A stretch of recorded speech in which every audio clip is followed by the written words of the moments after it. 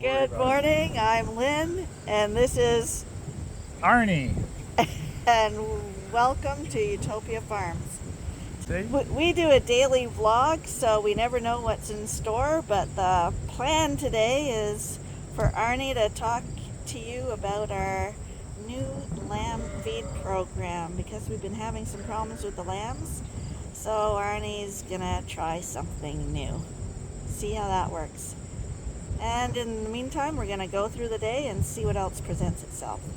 So stick around and join us on the farm today. So we're going to start the day with the rams today. Get them their grain, and while they're preoccupied, we're going to open the gate to bring in some new hay for them.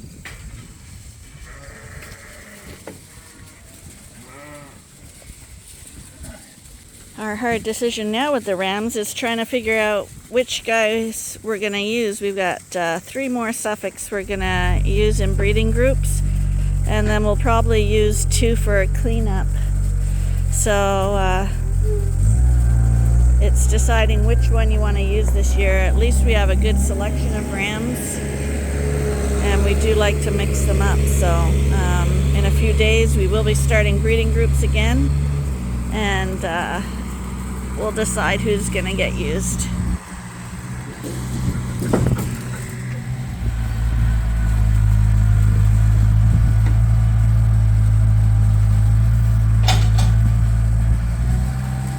Like I've mentioned before, these guys are getting dry hay because there's not enough of them in here to feed a wet bale. A wet bale will go moldy extremely quickly. So basically you need about 100 sheep to eat off a wet bale in order for them to get rid of it in a day and for it to stay fresh. You don't want mold on sheep feed because that will give you problems in the form of listeriosis, which can quickly kill a sheep. We're gonna head in the barn. Okay, so as y'all know, we go through the barns every day and see what presents itself. I try to find a topic of the day, but sometimes something else presents itself and we'll discuss that. Hi there, buddy. Are you hungry? Are you hungry? We'll get your food in a second. Scotty gets fed at the back of the barn. He used to be at the front of the barn, but Tom stays there and Buddy goes there. And Scotty just likes to be independent. So our cats don't fight, but they do like their space. Ben, get out of there. That's his food. Hi, boys. Hi, boys. How you doing? These are all purebred Dorset rams that are looking for homes. They're almost a year old now. Some really nice guys in here. Just realized we didn't check how much rain we got last night, so we'll check Arnie's little rain gauge here, and it looks like we got 1 inch right on the bat. So that's not bad. And today is supposed to be a rain day. They say it's coming in again at noon, so we'll see how much more we get today. But it's really good timing for filling out the beans. Okay, Arnie's gonna take me to the coveralls today.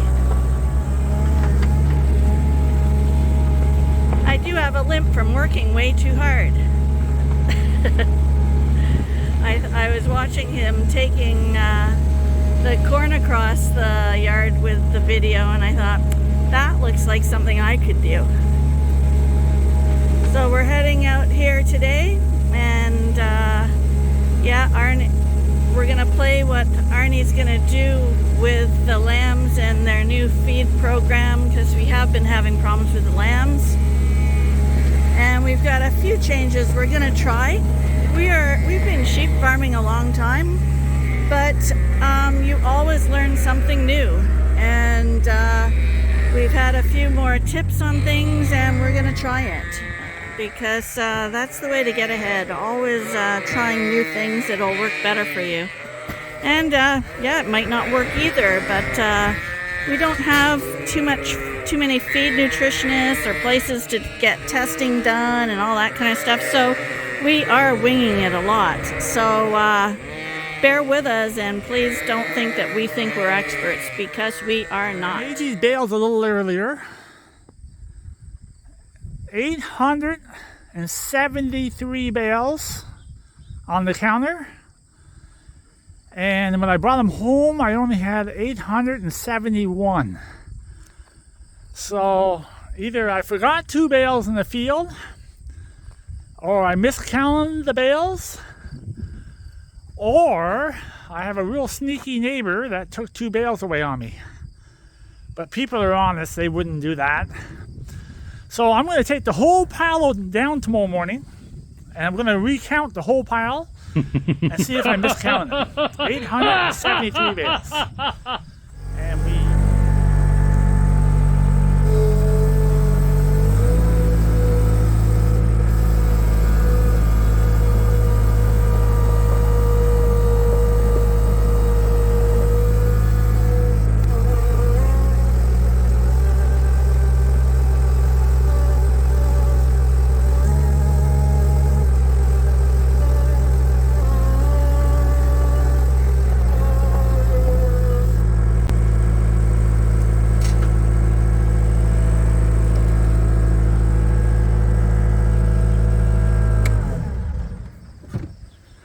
so this is what we're going to do. I'm going to put them on a diet of half barley, half corn. And it's just whole. I say half, I mean, I'm just guessing it, but it's about 50-50. Maybe a little more barley, but it's about 50-50. So this is what we're going to change the diet to. And we're going to take them off this diet.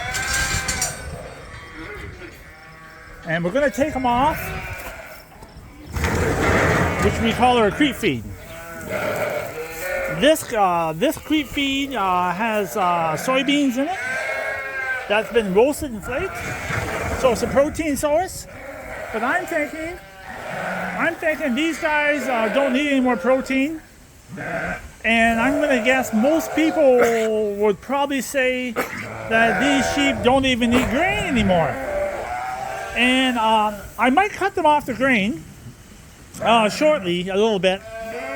When we're done with the showing sheep, we're going to show the shows. Because you know what's about the shows, if the sheep isn't in 110% perfect condition, the judge is going to knock it down. So they've got to be showing they've got the muscling. But anyways, they're not really getting a lot of grain. But today, they're going to get corn and barley mix, and we're going to get them off the protein. And it just started raining, and I hope it rains for the rest of the week. It's so dry here. And I actually changed my shorts, so I look a little more proper now for the public eye. But I'll show you. I'm going to feed some right now and see how they like it. And that's what we're going to change. And I'll show you why we're going to change it in a few minutes, okay?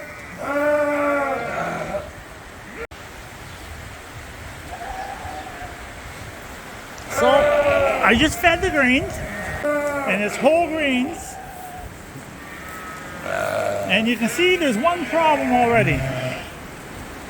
They can't deal with a change of diet. They got to get used to it. So they don't understand it's whole grain, and half of them are goofing around, not even eating it. So there's one thing I've always learned about animals, is animals don't like change if you want to get max amount of performance. So when we used to have the dairy cows, we got involved in a TMR ration, a total mixed ration.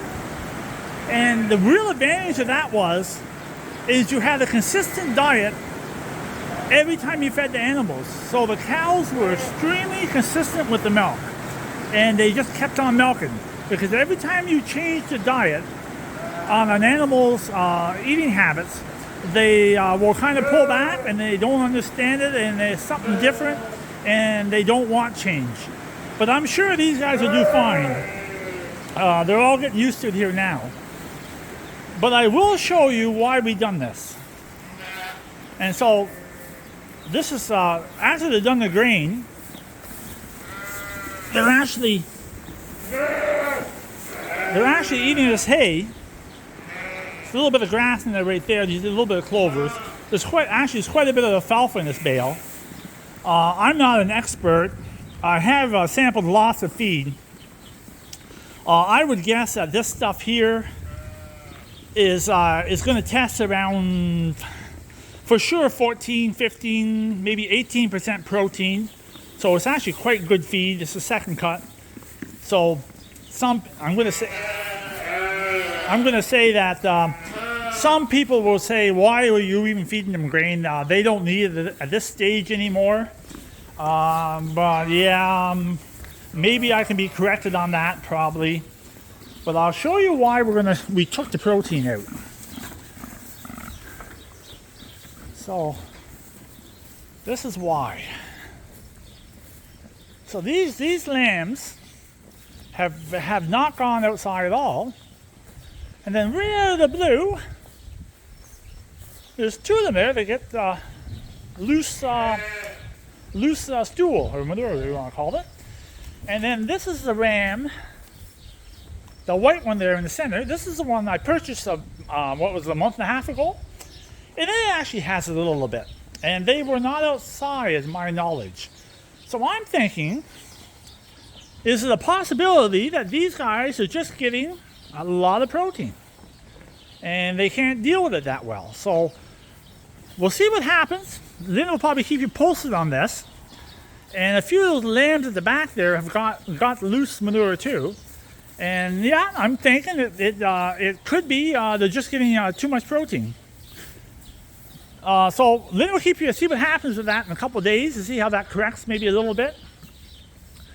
I do know when I used to be heavily on a feed program with dairy cows, I always complained, because you never knew if you're always guessing or you were doing something wrong or you should have done a better job or could you do a better job.